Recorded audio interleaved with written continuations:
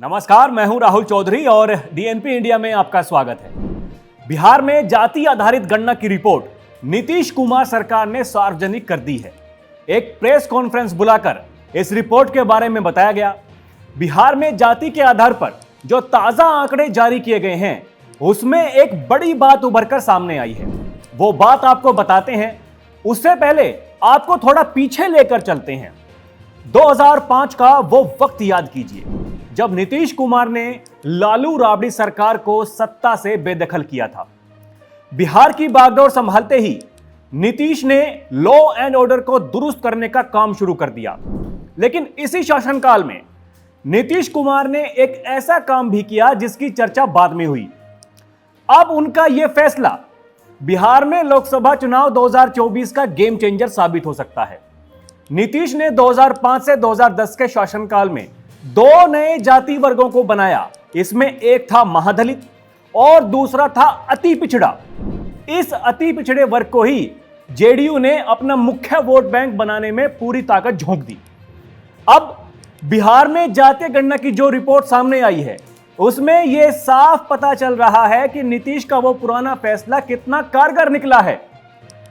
लालू प्रसाद यादव ने जिस समीकरण के बदौलत बिहार में 15 साल राज किया था वो था MY यानी मुस्लिम और यादव समीकरण। इस वोट बैंक का उस वक्त तक कोई तोड़ नहीं था, लेकिन उस वक्त के जंगलराज से ऊबी जनता ने लालू राबड़ी सरकार के राज को खत्म कर दिया था। लगभग सभी जातियों के लोगों का वोट जेडीयू और बीजेपी के एनडीए गठबंधन को मिला था। इसके बाद 2005 में 142 सीटों के साथ नीतीश और बीजेपी ने लालू राबड़ी राज को उखाड़ फेंका था। लेकिन उस वक्त शायद नीतीश को पता था कि लॉ एंड ऑर्डर पर वो सत्ता के 5 साल से ज्यादा नहीं टिक पाएंगे।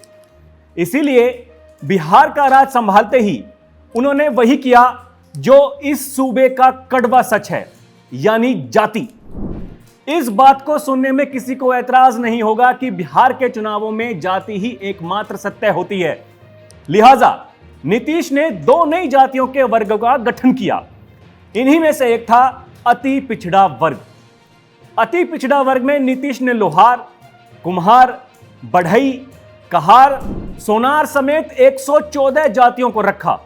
कुल मिलाकर बिहार में यह एक बड़ा कदम था। 114 जातियों को एक वर्ग के तले में लाना यह शुरुआत में कोई समझ नहीं पाया। नीतीश का यह दांव काफी दूरदर्शी वाला था।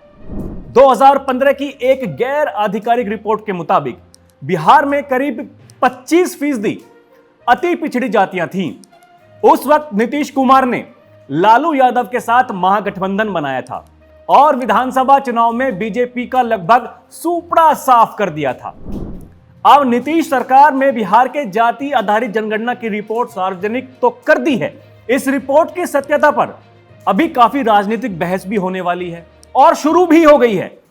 लेकिन इसी रिपोर्ट में जो आंकड़े सामने आए हैं उसने नीतीश कुमार के 10 साल पहले के फैसले को एकदम सही ठहरा दिया है। बिहार में इस रिपोर्ट के मुताबिक सबसे ज्यादा जनसंख्या अति पिछड़ों की है, यानी पूरी 36.01%। अगर नीतीश कुमार सरकार की यह रिपोर्ट सही है तो इसे एकदम तय मान लीजिए कि यही अति पिछड़ा वोट 2024 लोकसभा चुनाव में बिहार के लिए गेम चेंजर साबित होने जा रहा है। जो भी दल इस वोट बैंक को अपनी तरफ खींच लेगा उसका इस सियासी जंग में जीत करीब तय हो जाएगी। वैसे पिछले काफी दिनों से नीतीश बाबू को लेकर चर्चाओं का दौर भी जारी है। उनके एनडीए में आने के काफी कयास लगाए जा रहे हैं। कहीं इसलिए तो ये आंकड़े सामने नहीं आए हैं, सोचिएगा जरूर। तो अभी के लिए इतना ही। खबरों का सिलसिला जारी है, आप देखते रहिए डीएनपी इंडिया। नमस्कार।